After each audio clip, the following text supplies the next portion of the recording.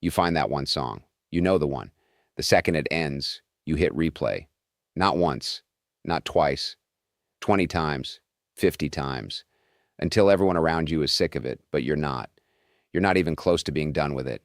People think you're weird, obsessive, stuck in a loop.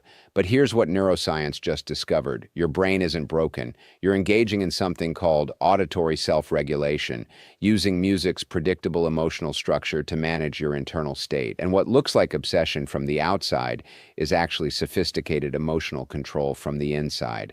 Let's start with something that's going to completely reframe how you see this habit. Music neuroscientist Dr. Valerie Salimpour at McGill University discovered that when you listen to music you love, your brain releases dopamine, the same neurotransmitter associated with reward, motivation, and pleasure.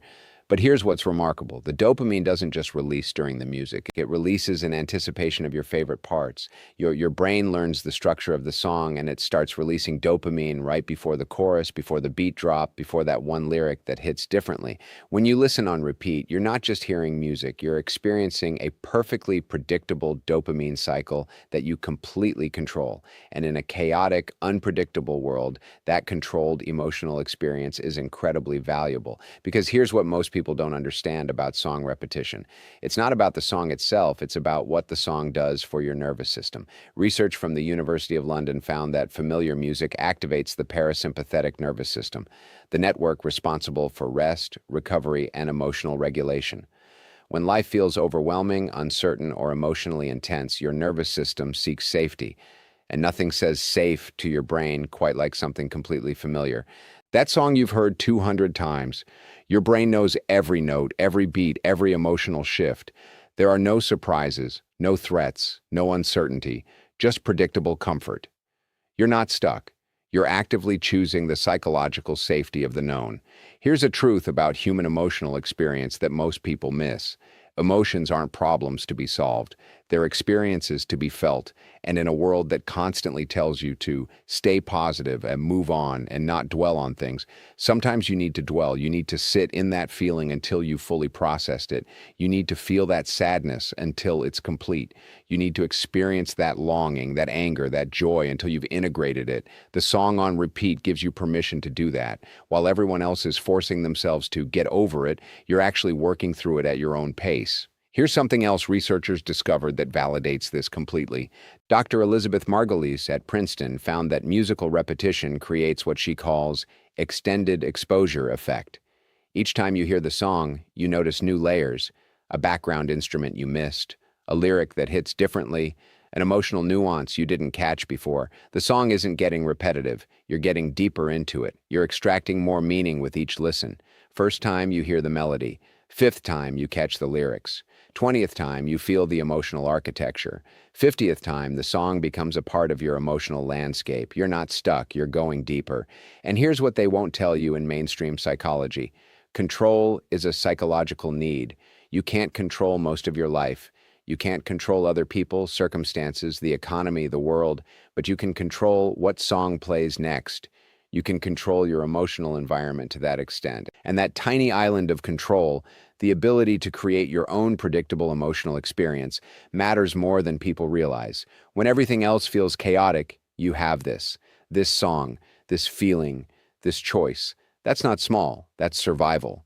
Research shows that people who actively manage their emotional environments through music, routines, and other self-regulation strategies have better mental health outcomes than people who passively accept whatever emotional state circumstances create. You're not being obsessive. You're being intentional about your internal experience. You're exercising agency in the one domain you completely control, your own emotional atmosphere. Research by Dr. Laura Ferrari shows that the brain's reward response to music is strongest in people with high musical sensitivity, those who experience music more intensely than average. If you're someone who replays songs endlessly, you're likely experiencing music at a depth others don't. You're not hearing it the same way they are. For them, it's background noise. For you, it's an emotional event. Of course, you need more time with it. You're processing more. And here's something about emotional regulation through music that's profound. Dr. Jane Edwards' research on music and well-being found that self-selected music, music you choose yourself, is significantly more effective for mood regulation than therapist-selected or researcher-selected music. Your brain knows what it needs. That song you keep replaying, you didn't choose it randomly. Some part of you recognized that this particular combination of melody, rhythm, lyrics, and emotional resonance is exactly what you need right now. Trust that. Here's the hard truth. You live in a world that prizes novelty over depth, new songs, new shows, new content, always consuming, never savoring. But depth doesn't come from breadth. Understanding doesn't come from skimming the surface of everything. Sometimes you need to dive deep into one thing until you've extracted everything it has to offer. That song on repeat isn't limiting you. It's teaching you something about sustained attention, about emotional depth, about staying with an experience long enough to truly understand it. And here's something worth considering. For most of human history, people didn't have access to unlimited music.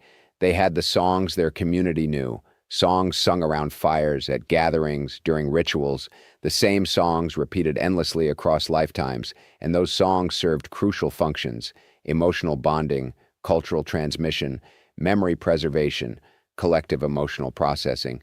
Your tendency to repeat one song isn't modern dysfunction, it's ancient wisdom. You're using music the way humans have always used it, not as disposable entertainment, but as a tool for emotional and psychological work. So here's what you need to understand. That song on repeat is doing something for you, even if you can't articulate what, even if others don't get it. Your nervous system is using it to regulate, your emotions are using it to process, your brain is using it to create predictable comfort in an unpredictable world. Don't apologize for that. Don't justify it. Don't let anyone make you feel weird for knowing what you need and taking it. The world will always try to rush you through your feelings, to distract you from your emotions, to convince you that moving on quickly is the same as healing. But you know better. You know that sometimes you need to sit in that feeling for 200 plays of the same song until you've fully felt it, until you've completely processed it, until you're actually ready to move on. Not because someone told you to, but because you're done.